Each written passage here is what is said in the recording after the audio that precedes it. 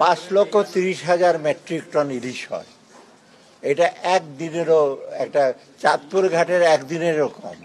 একটা দেশ যাদের একটা ইমোশনাল ইনভলভমেন্ট আছে, আমাদের ফ্রেন্ডলি কান্ট্রি আমরা বলি, আমরা প্রতিবেশী দেশ, এই 3,000 টন, তার মধ্যে 3,000 টনও যাবে না, কারণ যারা বাইরে বিক্রি করবে, রপ্তানি করবে, তারা তো দেখবে এখানে যদি 1200 টাকার ইলিশ ওখানে যদি $5 দেবে না, এটা তো জানা কথাই।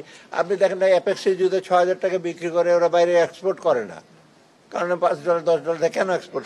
এইগুলো যারা ইমোশনাল কথাবার্তা বলে, ঠিক আছে বলুক, তাদের সে করি।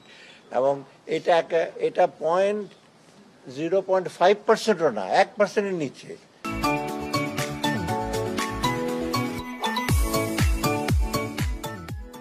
তা আমরা কেন একটা ইসেকে ইমোশনাল একটা ইমোশনাল? আমাদের বাণিজ্যিক দিক তো সুবিধা আছে, এক্সপোর্টে ফরেন পাবো তো আমরা কিছু। এমনি চোরাচালান হয়ে চলে যাচ্ছে এদিক সেদিক থেকে, আপনি সেটার কোনো পাচ্ছেন না। এটা তো অতএব ঠিক আছে, তারা বলুক তাদের, কারণ সব ডিসিশন কিন্তু সবার সাথে করতে হবে, এবং এটা আপনার আই ক্যান অ্যাসিওর ইউ অনেক বিবেচনা করে, এবং এটার জন্য আমি বহু বাহাবা পেয়েছি। আমি বলবো না সে বাবা দিয়েছে, বলছে এটা ভালো ডিসিশন বলেছে। আরেকটা আরো বড় দায়িত্ব মহল বলেছে পাঠানো যেতে পারে, ব্যাস। আমি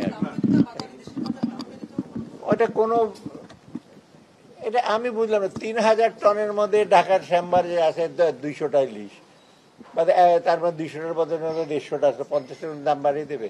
দাম তো এমনি বাড়ায় ব্যবসায়ীরা, এটার জন্য দাম বাড়িয়ে দেবে। যাই হোক, এটা আমি মনে করি এটা ডিসিশন হয়েছে, এটা গ্রেটার ইন্টারেস্টে। হ্যাঁ, কিছু লোকের অসুবিধা হতে পারে, বাট আমি মনে করি না এটা একটা বিরাট একটা কিছু ক্ষতিকারক। আমার মনে হয় আরও লং রানে আপনার জন্য একটা পজিটিভ বিষয় হয়েছে।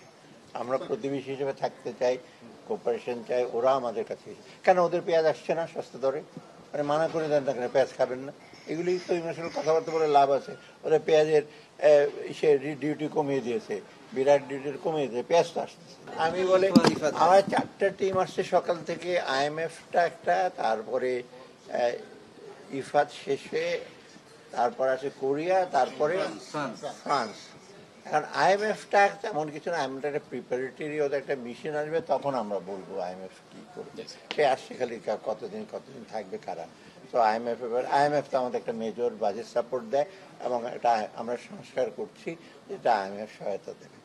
দ্বিতীয়ত আপনার আসছে কোরিয়ানরা আপনি জানেন আমাদের বিগেস্ট, আমাদের জন্য বেশ বড় কতগুলো প্রজেক্ট আছে কোরিয়ানরা। আর কোরিয়ানদের সবচেয়ে ব্যাপার হলো টেকনোলজি, প্রযুক্তি এবং কোয়ালিটি অফ প্রোডাক্ট। কোরিয়া কিন্তু ভালো। কোরিয়ার আপনার লোনের যে ইন্টারেস্ট, ওরা অলমোস্ট 0.5%, মানে 30 বছরের সুদ। মানে ওদের লোন কিন্তু 40 বছর, তাই না? ওদের লোন কিন্তু অনেকটা one of the softest loan ওদের, এবং ভালো কাজের জন্য দেয়, কোয়ালিটি অফ ওদের যে জব। এবং ওদের বেশিরভাগ কাজ কিন্তু যেটা করে ইন্টারন্যাশনাল বিডিংয়ে হয়, কম্পিটিটিভ। ওই যে নেগোসিয়েশন করে বিডিং করে না। অর্থাৎ কোরিয়া আরও ভবিষ্যতে আরও প্রজেক্ট কতগুলো আছে, বড় বড় প্রজেক্ট, ওগুলো হচ্ছে। ফ্রান্স আসছে, ফ্রান্সের টেকনিক্যাল এক্সপার্টাইজ অনেক আছে, IT সেক্টরে আছে, এবং ফ্রান্স অলরেডি কিন্তু ওদের AFD, তাই না?